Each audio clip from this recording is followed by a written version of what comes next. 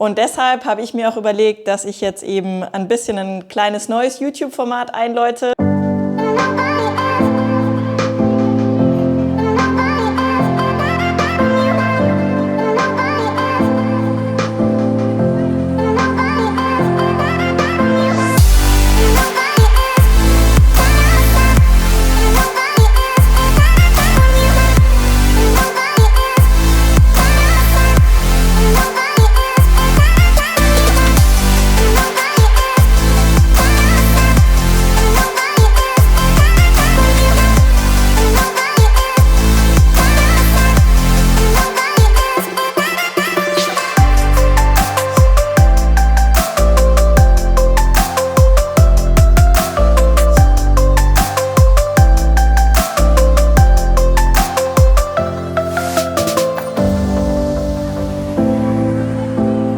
Hey Leute, eigentlich war an dieser Stelle ein Trainingsvideo aus Girona geplant, aber ja, wie ihr alle wisst, ist es gerade alles etwas anders gekommen und ich bin, wie ihr sicher auch alle, eigentlich jetzt zu Hause isoliert, versuche so wenig wie möglich rauszugehen, soziale Kontakte total zu vermeiden und muss sagen, natürlich ist es für mich jetzt als Profisportlerin auch irgendwie eine Extremsituation. Mit den ganzen Rennabsagen habe ich jetzt im Endeffekt gerade ja eigentlich auch keine Möglichkeit, meinen Job auszuüben.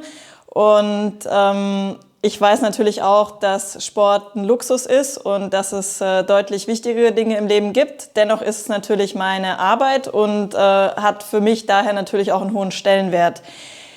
Die Luft war erstmal ziemlich raus draußen.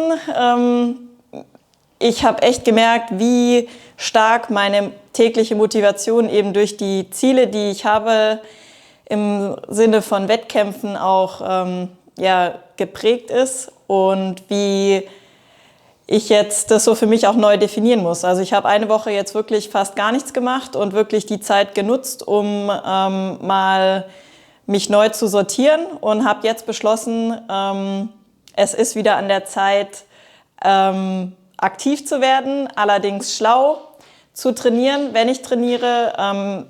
Diese Phase wird auf jeden Fall vorübergehen. Das heißt, wir werden irgendwann auch wieder Wettkämpfe machen können und draußen Sport, so wie wir wollen. Von daher lohnt es sich eben, jetzt die Zeit zu nutzen, Dinge zu optimieren, die man eben jetzt zu Hause machen kann.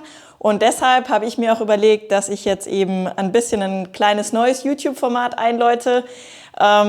Ich werde euch mitnehmen hier in meinen Treiben zu Hause, in den eigenen vier Wänden. Ich hoffe, ich kann euch ein paar Tipps und Inspirationen oder auch Motivation geben für eure Zeit zu Hause. Und die Videos werden sicher jetzt nicht so professionell und toll, wie sie davor waren. Aber ich denke, das ist in dieser Zeit auch egal, denn Hauptsache, wir können uns gegenseitig irgendwie unterstützen und Mut geben und unterhalten. Und ja, deswegen legen wir jetzt auch los. Und zwar gehe ich jetzt mal nach oben, weil da sollte mein Ehemann und Trainer, der Philipp Seib, sitzen.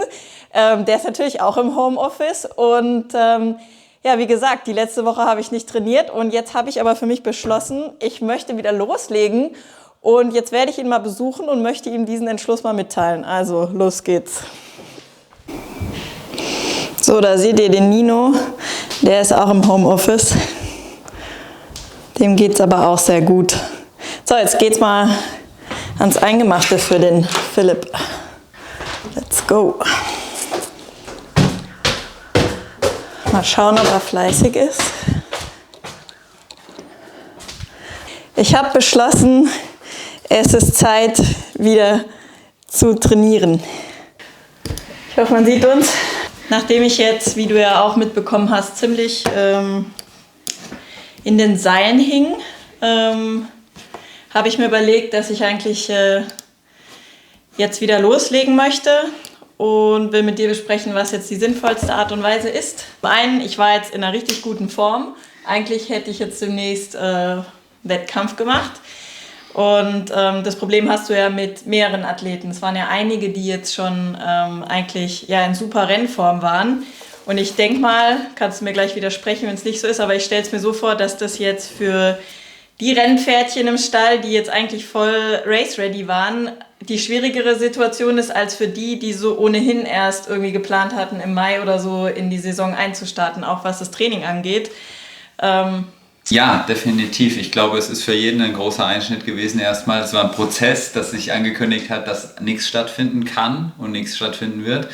Wir haben aber bis zu dem Zeitpunkt der Absage ja darauf hingearbeitet, dass wir in Südafrika racen oder der Flo in Texas raced und der Sebi bis heute auch noch auf Fuerteventura sitzt. Ich glaube dennoch, dass es wichtig war, jetzt den Schnitt zu machen und zum Beispiel zu sagen, wir reisen nach Hause, wir sortieren uns neu und du hast jetzt, wenn ich hier zähle, 1, 2, 3, 4 Tage erstmal mehr oder weniger ohne strukturiertes Training verbracht.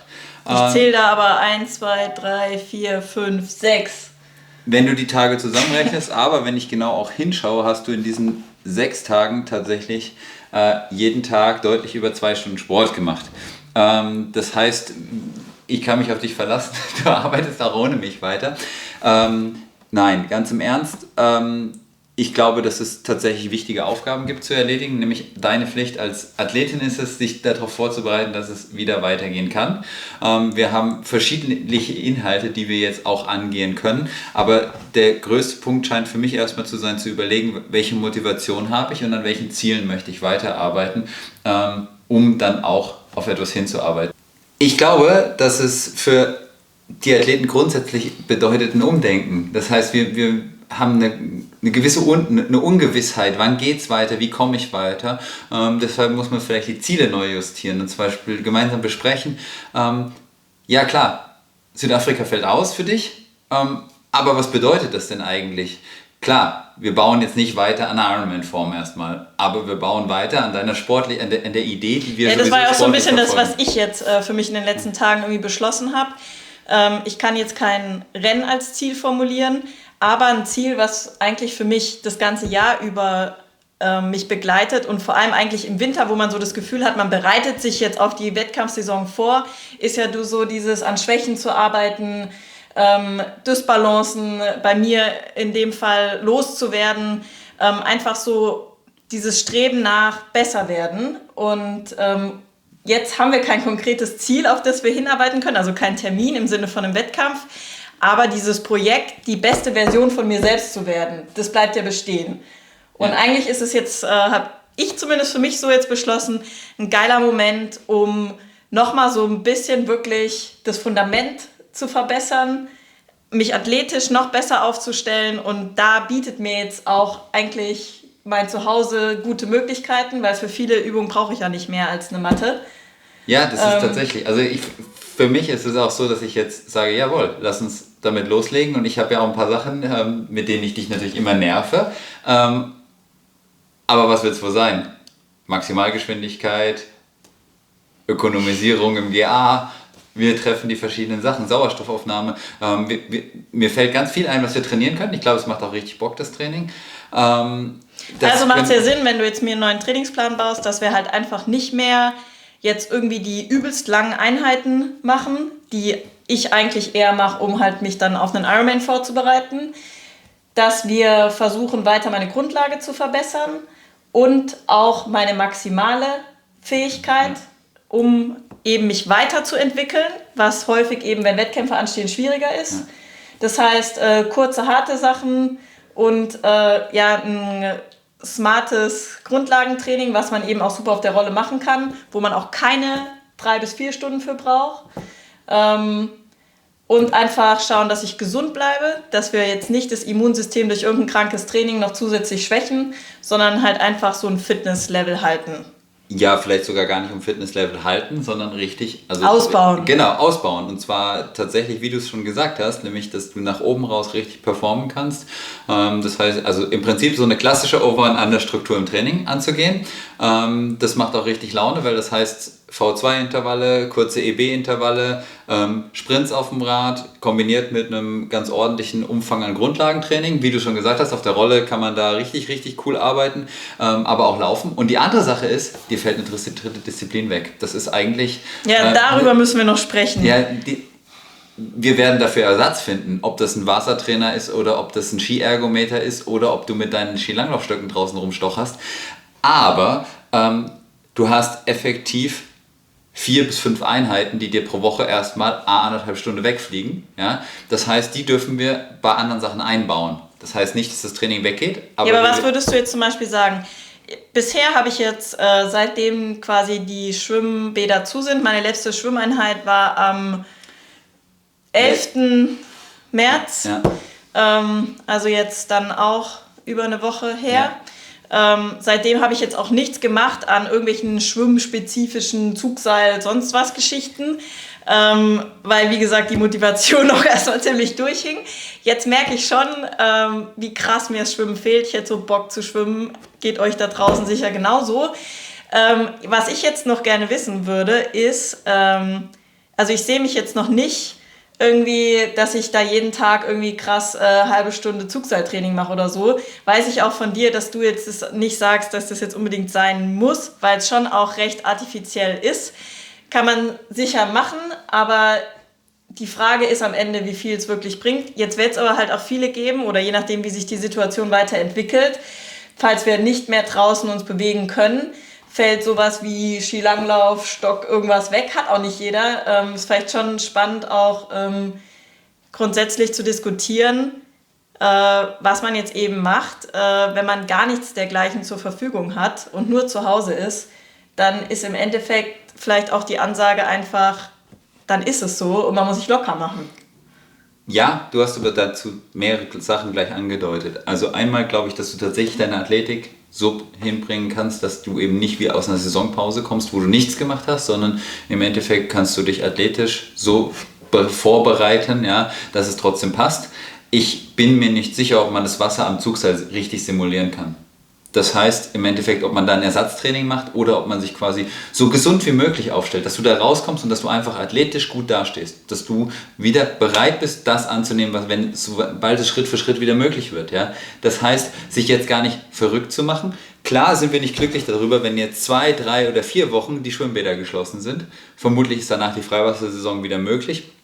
Da an dieser Stelle, es kam uns zu Ohren, dass es tatsächlich bereits Leute gibt, die mit doppelten Neopren und so weiter schon versucht haben, in deutsche Baggerseen zu springen, bei, keine Ahnung, 10 Grad. Nicht versucht, die haben es gemacht. Die haben es gemacht und haben andere Menschen dabei getroffen. Haben andere Menschen im Wasser dabei getroffen. Also vielleicht an dieser Stelle auch nochmal den Hinweis, dass sich derzeit zu verkühlen bei diesem Versuch vielleicht auch nicht unbedingt die smarteste Lösung ist und ihr dabei eine Erkältung riskiert. Wir sind alle auf Schwimmentzug schon jetzt, aber ich glaube, das bringt wirklich nichts. Ja, Ende vom Lied ist Laufen, Radfahren, Athletiktraining, ist alles möglich. Sowohl drinnen als auch draußen. Und das wirklich auszubauen. Ich würde tatsächlich darauf verzichten, eine Formzuspitzung in irgendeiner Form zu machen, aber wirklich an den Schwächen zu arbeiten und du weißt genau, was das in unserer Sprache bedeutet. Das heißt, in dem Moment, dass wir daran arbeiten, dass die Maximalleistungsfähigkeit so hoch wie möglich gehalten wird, das heißt relativ wenig Arbeit um die klassische Dauerleistungsschwelle herum, die ich übrigens sehr gerne mag. Ja, das Beispiel sind 45 bis 60 Minuten auf Swift einfach so zu ballern. Dann lass uns doch so machen, dass wir, wenn wir jetzt hier unsere neue YouTube-Ära einläuten, hier die Quarantäne folgen, dass wir eben auch Beispielsession geben, vielleicht Inspirationen zu Workouts, die jetzt gerade sinnvoll sind. Die sind aber erstmal nur für dich sinnvoll. So werden wir halt eben schauen, was ist für einen Sebastian sinnvoll, was ist für einen Flo sinnvoll, was ist für einen Yannick sinnvoll. Da hat jeder seine eigenen Sachen. Ja, das stimmt. Aber wenn du sagst Sprints und so weiter, kann man mal ein Beispiel geben. Natürlich. Das werden wir ja wahrscheinlich alle ähnlich machen. Oder du zeigst mal, wie du deine Athletik machst. Da wären, glaube ich, mehr Leute drauf gespannt. Auf jeden Fall.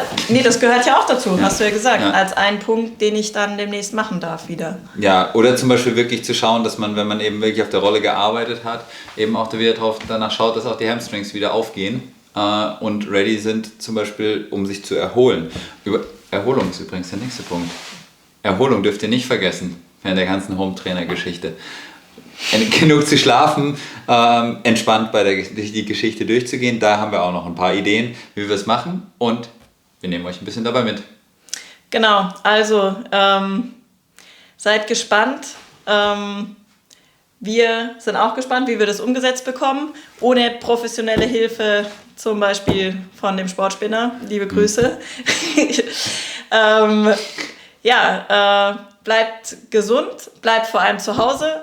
Das ist tatsächlich das, was mich am meisten schockiert, wie viele sich einfach noch nicht daran halten und immer noch in Gruppen irgendwelchen Aktivitäten nachgehen. Ich denke, das ist jetzt einfach echt das Sinnvollste, was wir tun können. Wake up, work hard, stay home, kick ass. Kick ass.